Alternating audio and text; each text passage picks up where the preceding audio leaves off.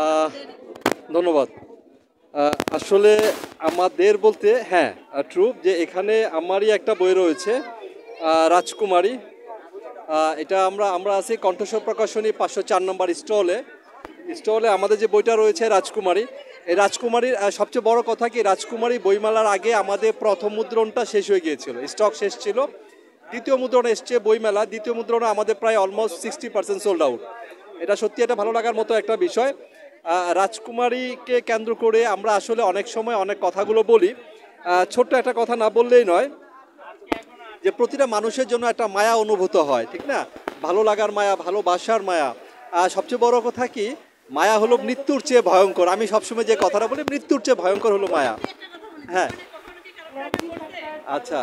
আহ, পৃথিবীতে এমন মানুষ খুঁজে পাওয়া দুষ্কর যে একবার হলেও প্রেমে পড়েনি, এমন মানুষ খুঁজে পাওয়া মুশকিল, দুষ্কর।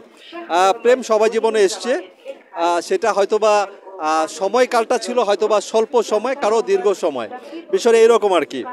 আর মায়ার যে জিনিসটা বললাম, মায়া এমন একটা জিনিস, ধরা যায় না, ছোঁয়া যায় না, শুধু অনুভব করা যায়, ঠিক না?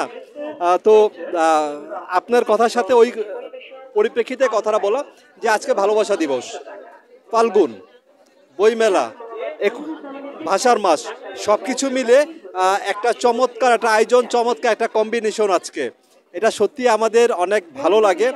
এবং আমরা যে জিনিসটা লক্ষ্য করেছি বিগত কয়েক বছরের চাইতে এবারে মেলাটা একটু অন্যরকম, একটু সাজানো গোছানো, এবং যেটা দেখতে পাচ্ছি, এবং এটা পরিকল্পনা ওয়াইজ।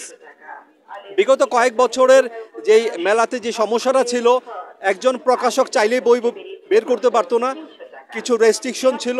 একজন লেখক চাইলে লিখতে পারতো না, তার কিছু রেস্ট্রিকশন ছিল। আপনি দেখেন, শিওর